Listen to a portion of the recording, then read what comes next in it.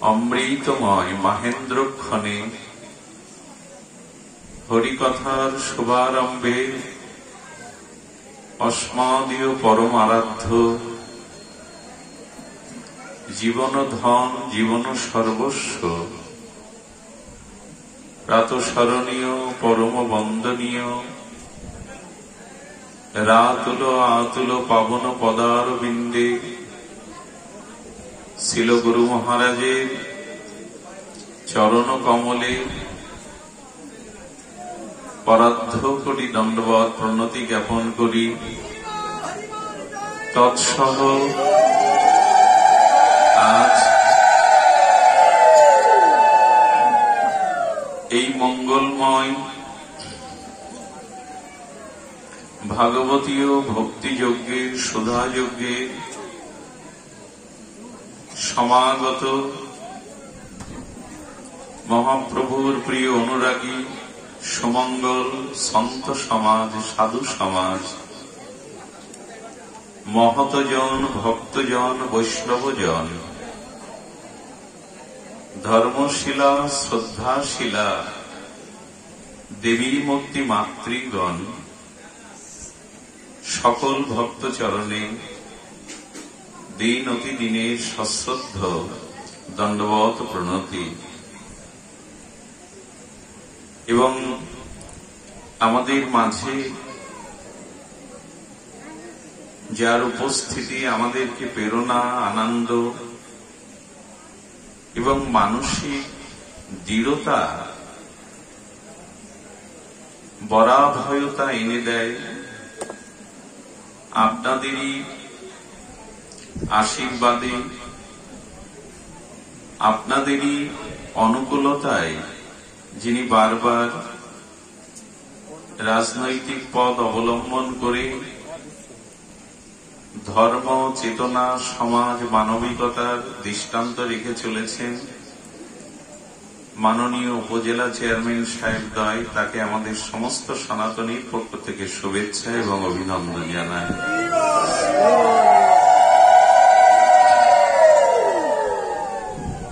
শুধু ভক্তগণ, ভক্তি ভক্ত ভগবন্ত গুরু চতুর নাম বপু এক, ধ্যান দিতে হবে। এবার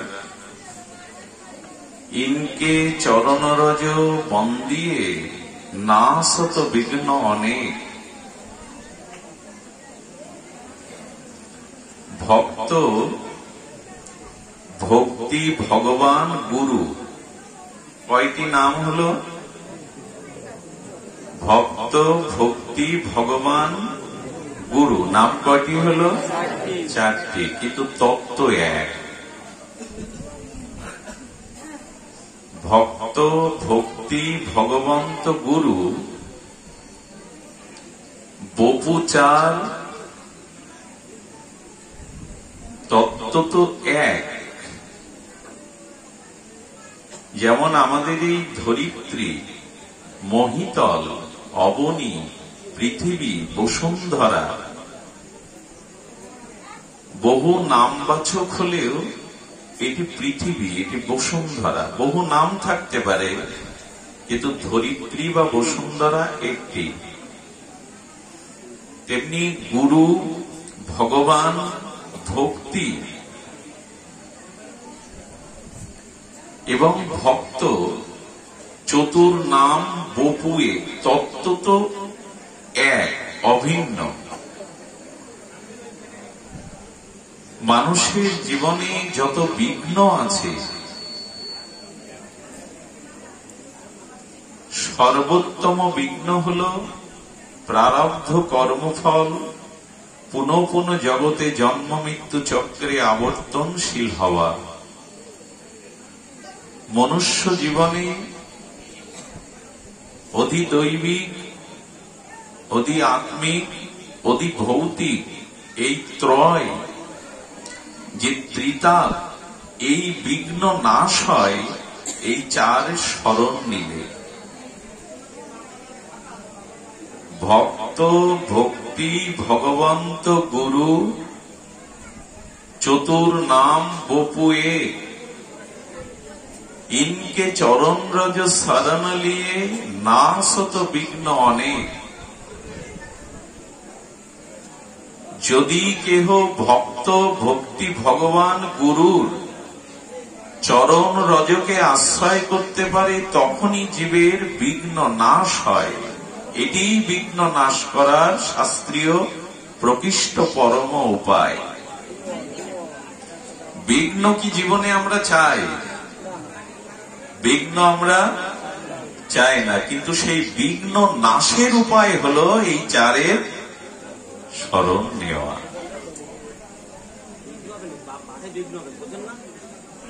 ইনকে পদরজ বন্দন কিয়ে, এই চার তত্ত্ব তো এক, এদের চরণরজ বন্দন করো। এদের বন্দনের দ্বারাই বিঘ্ন নাশ হবে। কিন্তু এদের স্মরণ, এদের চরণে বিশ্বাস, আস্থা, আনুগত্য, শ্রদ্ধা, সমর্পণ কখন আসবে? একটু শান্ত থাকুন। কখন আসবে এদের চরণে শরণাগতি, প্রবর্তি, শ্রদ্ধা? আসবে তখনই তুলসীদাস গোস্বামী বললেন, সাধনকে বিনো সৎসঙ্গ ন হরি কথা, তে বিন মোহ না ভাগ। লক্ষ্য করতে হবে, গোস্বামী তুলসীদাস বলছেন বিনো সৎসঙ্গ ন হরি কথা, আর তে বিনো মোহ না ভাগ।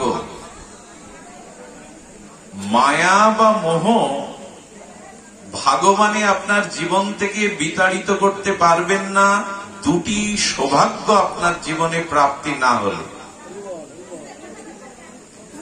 মোহ বা দুর্চর্যা, দুর্লঙ্ঘনীয় মায়া, এটি আপনি আপনার চেষ্টায় ত্যাগ করতে পারবেন না। দুটি বিষয়ের স্মরণ হলে বা আশ্রয় হলে এই মোহ দূর হবে। আচ্ছা, ধৃতরাষ্ট্র হস্তিনাপুরের রাজ সিংহাসনে আসীন হলেন। কে হলেন? ধৃতরাষ্ট্র। তিনি জন্মান্ধ। যে ব্যক্তির দৃষ্টিশক্তি নাই, জগৎ তার কাছে অন্ধকারী। তো চক্ষুহীন ব্যক্তি, দৃষ্টিহীন ব্যক্তির কাছে জগৎ বড় অন্ধকারময়, নিরানন্দময়।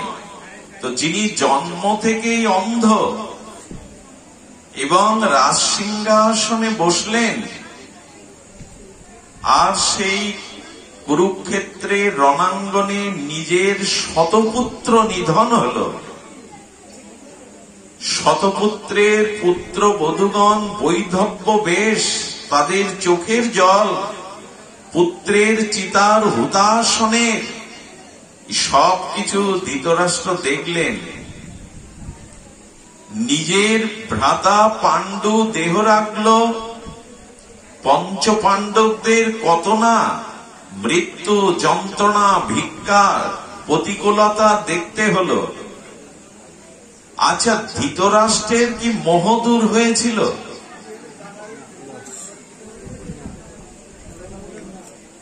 ধৃতরাষ্ট্রের যিনি রাজা হস্তিনাপুরের, শতপুত্র যার চোখের সামনে চিতা জ্বলল, পুত্র বধূগণের বৈধব্যের যে বিরহ বেদনা ক্রন্দন তার কানে প্রবেশ করল, আর কুরুক্ষেত্রের রণাঙ্গনে সব ধ্বংস হওয়ার পরেও ধৃতরাষ্ট্রের মোহ নাশ হয়নি। মোহ আমাদের সহজে যাবে? মোহ সহজে যায়? এ দেহ আমার, সংসার আমার, স্ত্রী পুত্র আমার, সংসারের মোহ সহজে যায় কি? যায় না। তো সেই ধৃতরাষ্ট্র কি করল? তার শতপুত্রের হত্যাকারীদের অন্নে লালন পালন হতে লাগলো, তার যুধিষ্ঠির পঞ্চ পাণ্ডবের অন্নে খেয়ে বেঁচে থাকতে লাগলো। ধৃতরাষ্ট্রের মোহ দূর হলো না। শতপুত্র মারা গেলে তো এমনি বৈরাগ্য আসে না। যার শতপুত্র মারা যায়, যার রাজ্য চলে যায়, সর্বস্ব চলে যায়, তার তো মোহ দূর হওয়ার কথা। তবু শতপুত্রের হত্যাকারীদের আশ্রয়ে অন্যে লালন পালন হতে লাগলো। মোহ যায়? কবে গেল মোহ? যবে যিনি মহা দ্বাদশ মহাজনের অন্যতম যমরাজ, এই যমরাজই বিদুর হয়ে এসেছিলেন। সেই মহামতি পরম ভাগবত নিষ্কিঞ্চন পরম বৈষ্ণব এই মহাত্মা বিদুর এসে বললেন, তুমি শুধু জন্মান্ধ না, তুমি জ্ঞান অন্ধ। পুত্রের হত্যাকারীর অন্ন পাচ্ছ তুমি বসে বসে। এর থেকে মৃত্যু শ্রেয় তোমার। মৃত্যু হয়েছ, তবু তোমার জ্ঞান চেতনা হয়নি, তুমি মোহগ্রস্ত, তোমার মরাই উচিত। বিদুরের ভাগবত উপদেশে, জ্ঞান উপদেশে। আর তখন বললেন, বিদুর উপায় বলো। বলো, উপায় এই মুহূর্তে রাতের অন্ধকারে এই সংসারের মোহ মায়া আপনত্ব পরিত্যাগ করে, মোহ ত্যাগ করে নৈমিষারণ্যে যাও। সেই নৈমিষারণ্যে তপস্যার দ্বারা, ঋষির অনুশাসনে, ভজনের দ্বারা সেখানে বাকি জীবনটা ভগবানের চরণে সমর্পণ করো। এবং এই ধৃতরাষ্ট্র, বিদুর সহ, গান্ধারী সহ আর নৈমিষারণ্যে ঋষি অনুশাসনে সেই যজ্ঞের আত্মাহুতি দিয়ে নিজেকে উদ্ধার করেছিলেন। তুলসীদাস গোস্বামী বলছেন, ধৃতরাষ্ট্রের শতপুত্র বিয়োগ হলেও, রাজ্যচ্যুত হলেও, এত শোক তাপ কষ্ট পেলেও মোহ দূর হয়নি। তোমার আমারও হবে না। মোহ দূর করার একমাত্র উপায় হলো বিনু সৎসঙ্গ না হরি কথা, মোহন না ভাগ। যতদিন সৎসঙ্গ না হবে, যতদিন শুদ্ধ ভজনানন্দী সাধুমুখে হরি কথা শ্রবণ না হবে, ততদিন কারো মোহ জীবন থেকে বিতাড়িত হবে না, যেতে পারেই না। বিদুরের জ্ঞান উপদেশে, মহৎ সঙ্গের কৃপায় ধৃতরাষ্ট্রের মোহ দূর হলো। আর গোস্বামী বলছেন, না বিনু সৎসঙ্গ না হরি কথা, মোহ না ভাগ। মোহ তোমার জীবন থেকে ভেগে যাবে না, চলে যাবে না, যতদিন সাধু সঙ্গ আর হরি কথা না হচ্ছে। রামচন্দ্র ভগবান বলেছিলেন, দুর্লভ অন্য কিছু নয়, সাধু সমাগমই দুর্লভ। সাধু সঙ্গ হরিকথা দুর্লভ। মোহ গয়ে বিন রামপদ হৌ ন দৃঢ় অনুরাগ। খুব ধ্যান দিয়ে শুনতে হবে শব্দগুলি। উনি ওনার মাতৃভাষায়, আঞ্চলিক ভাষায় এগুলি, এই মহা অবদান রেখে গেছেন, নিগূঢ় শাস্ত্রের নির্যাস। বলেন, যতদিন মোহ দূরীভূত না হবে, ততদিন ভগবত চরণে কখনো অনুরাগ বা প্রীতি জন্মাবে না। খুব ধ্যান দিন, যতদিন আমাদের মোহ আছে, ততদিন ভগবানের চরণে অনুরাগ হবে না। আচ্ছা, রাতের অন্ধকার সূর্য উদয় ছাড়া একেবারে দূর হয় কি? সমস্ত বৈদ্যুতিক আলো জেলে কি রাতের অন্ধকার দূর করা যাবে সূর্য উদয় ব্যতীত? তেমনি যার জীবনে মোহ দূর হয়নি, তার ভগবানে অনুরাগও কখনো জন্মাবে। সে মুখে যতই যা বলি, যতই হাব ভাব দেখায়, যতদিন হৃদয় থেকে মায়া এবং মোহ দূরে সরে না যাবে, ততদিন গোবিন্দ চরণে, রাধারানীর চরণে অনুরাগ বা প্রীতি জন্মাবে না। এই জন্য অন্যের প্রতি মমতা শূন্যতা আর ভগবানের প্রতি অনন্য মমতা, একেই ভক্তি বলা হয়, একেই প্রেম বলা হয়। আচ্ছা, ভগবানের প্রতি অনুরাগ আসে না কেন, সংসারের প্রতি আসে কেন? দুটি বিষয় আমাদের সামনে, একটি সংসার আর একটি ঈশ্বর, একটি দেহ, একটি পরমাত্মা। এই তো তো যদি বলি যে ঈশ্বর সচ্চিৎ আনন্দময়, ঈশ্বর অশেষ গুণপেত, তিনি অনন্ত ঐশ্বর্য, সৌন্দর্য, মাধুর্যের পারাবার। ঈশ্বরে কেন আমাদের আসক্তি না এসে সংসারে আসক্তি আসে? যতই আমরা শোধাই, যতই আমরা এই জ্ঞান, এই বাণী শ্রবণ করি, সংসার দুঃখময়, সংসার জ্বালাময়, সংসার মৃত্যুময়, সংসার নিদারুণ কর্মফলের প্রারব্ধ ভোগের একটি কারাগার স্বরূপ। কথা যতই শুনি, কিন্তু মন ভগবানে অনুরাগ না গিয়ে সেই সংসারে বারবার যায় কেন? যায় এই কারণে, যে বস্তু চোখে দেখা যায় সেই বস্তুর প্রতি মোহ জন্মায়, আসক্তি জন্মায়, অনুরাগ জন্মায়। আর যে বস্তু দেখা যায় না, শোনা যায়, শ্রবণ করা যায়, তার প্রতি অনুরাগ আসতে অনেক বিলম্ব হয়। সংসারকে দেখি, স্ত্রী পুত্রকে দেখি, ঈশ্বরকে দেখে না। ঈশ্বরকে শুনি, শ্রবণ করি। আপনারা যারা এখানে এসেছেন, ঈশ্বরকে কেউ সাক্ষাৎ দর্শন করেছেন? তো ঈশ্বর সম্পর্কে আপনাদের যতটুকু অনুরাগ, আসক্তি জন্মেছে কিসের দ্বারা? দেখার দ্বারা, শ্রবণের দ্বারা। তো যে বস্তু শ্রবণ করা হয় তার প্রতি আসক্তি কম আসে, আর যে বস্তু চোখে দেখা যায় তার প্রতি আসক্তিটা বেশি আসে। সংসারকে দেখি আর ঈশ্বরকে শ্রবণ করি। এই জন্য ঈশ্বরকে জানতে গেলে, ঈশ্বরে অনুরাগ আসতে গেলে সেই পূর্বপর একই কথা, হরি কথা বারবার বারবার শ্রবণ করতে হবে সাধনকে, তবেই অনুরাগটা ওখান থেকে ভেতরে আসবে। ঈশ্বরকে শুনি আর সংসারকে দেখি, তা আসক্তি কোনটার উপরে আসবে? দেখার উপরে না শোনার উপরে? এই জন্য ভক্তরা কি করে? ভক্তরা জীবনে হরিকথাকেই জীবনে প্রধান আর তাদের জীবাতু করে নেয়।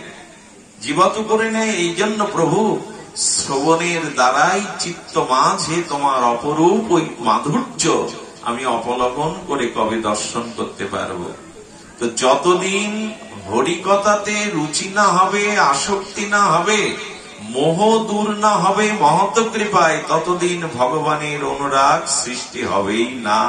সে মুখে যতই বলি, বাহ্যিক যত আচরণ করি, কোন দিনই অনুরাগ জন্মাবে না। এই জন্য সাধুর সঙ্গে হরিকথাতে মোহ দূর হলেই কেবল ভগবানের অনুরাগ বা প্রীতি জন্মাবে। সন্ত সমাগম হরিকথা তুলসী দুর্লভশয়। এই দেখুন, এই জগতে সব থেকে সুদুর্লভ, মহামূল্যবান রত্ন মণি কোনটি? তুলসীদাসের মহা অনুভব বেদ্য রামচরিত মানুষের এই দোহা। আর জগৎ প্লাবিত করছেন গোস্বামীপাদ। কি বলছেন? বললেন, সন্ত সমাগম হরিকথা তুলসী দুর্লভশয়।